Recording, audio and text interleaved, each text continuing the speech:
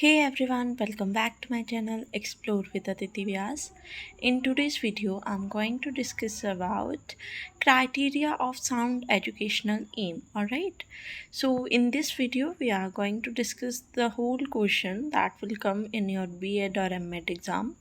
But before that, if you are new to my channel, please subscribe to it so you will get the further important updates.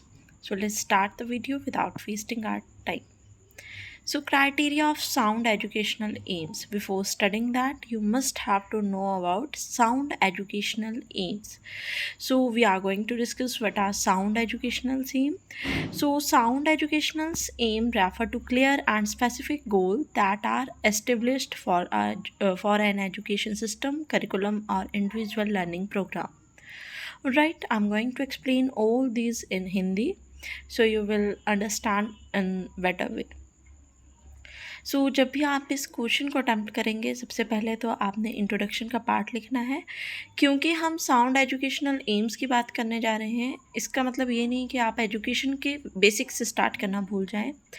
तो हम सबसे पहले education के बारे में intro देंगे कि एजुकेशन क्या है। एक फंडामेंटल एस्पेक्ट है किसी भी ह्यूमन लाइफ का, जो बहुत क्रूशियल या बहुत इंपॉर्टेंट रोल प्ले करता है किसमें, शेपिंग करने में। शेपिंग किसकी होगी, इंडिविजुअल या फिर सोसाइटी की। ऑलराइट, सो अब बात कर लेते हैं साउंड एजुकेशनल एम की।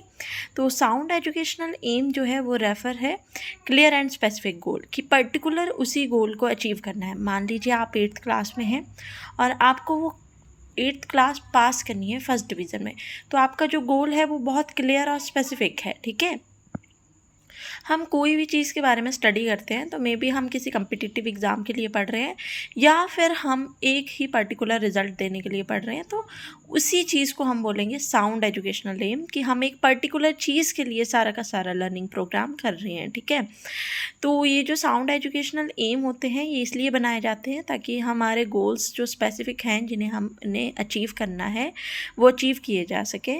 और इन्हें एस्टेब्लिश करता कौन है, एजुकेशन सिस्टम या करिकुलम या individual learning program. Alright, then criteria, क्या क्राइटेरिया रहता है इन साउंड एजुकेशनल एम्स को एस्टेब्लिशमेंट करने का, या किस तरह से हम कर सकते हैं, या एम बोल सकती हूँ मैं इसको। सो क्राइटेरिया में आ जाएगा आपका relevancy, clarity, flexibility, correlated, feasibility, consistency and evaluation. इस तरह का आप एक फ्लो चार्ट बना सकते हैं। देन मैंने सिंगल लाइन में समझाने की यहाँ पे कोशिश की है, आप थोड़े 5 to 6 लाइन हर एक पॉइंट में ऐड करिएगा।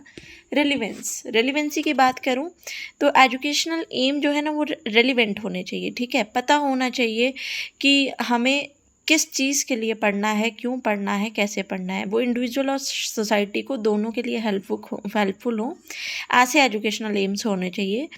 जैसे कि इंडिया की बात करें तो हमारे पास ऐसे एजुकेशनल एम होने चाहिए जो फोकस करें जॉब के लिए। ठीक है, कि पर्सन को जॉब जो ओरिएंटेड स्किल्स हैं उन्हें डेवलप करें।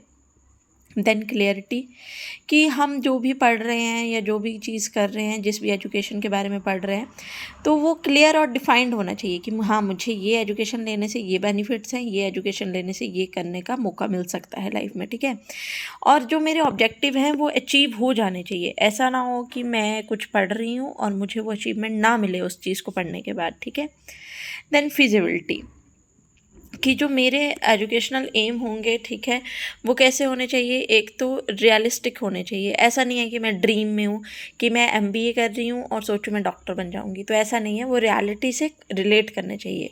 देन कंसिस्टेंसी, ठीक है, कि एक इफ़ेक्टिव लर्निंग एनवायरनमेंट बनाने के लिए सबसे ज़्यादा ज़रूरी क्या होता है, कंसिस्टेंसी। ठीक है, तो इसी से क्या होता है कि बच्चा क्लियरली अंडरस्टैंड कर सकता है हर चीज़ को, और जितनी ज़्यादा अंडरस्टैंडिंग होगी, जितना इफ़ेक्टिव लर्निंग एनवायरनमेंट बनेगा, उतनी ही ज़्यादा हमारा एजुकेशनल एम अचीव होंगे। देन को रिलेटेड, कि हर एक चीज़ को रिलेट करके बताना है। ऐसा ना हो कि मैं बता रही हूँ कि साइंस अब मून पे पहुँचने वाली है, बल्कि हमें मून से स्टार्ट करना है। ओके, देन इवैल्यूएशन, कि लास्ट में इंश्योर भी करना है, असेसमेंट और इवेलुएट करना है, देखना है कि एजुकेशनल एम्स जो हैं वो अचीव हो भी रहे हैं या हम ऐसे ही उस चीज़ को पढ़ रहे हैं या सीख रहे हैं। कंक्लूज़न, ये बहुत कॉम्प्लेक्स प्रोसेस है। जो भी चीज़ें, जो भी फैक्टर, जो भी क्राइटेरिया हम लगा रहे हैं, तो उसको प्रॉपरली हमें कंसिड्रेशन करनी है केयरफुली होके, ठीक है, ऐसे टाइम पास नहीं करना उन चीज़ों के साथ. So this is all about the criteria of sound educational aim. I hope you all understand it. Thank you for watching. Stay connected.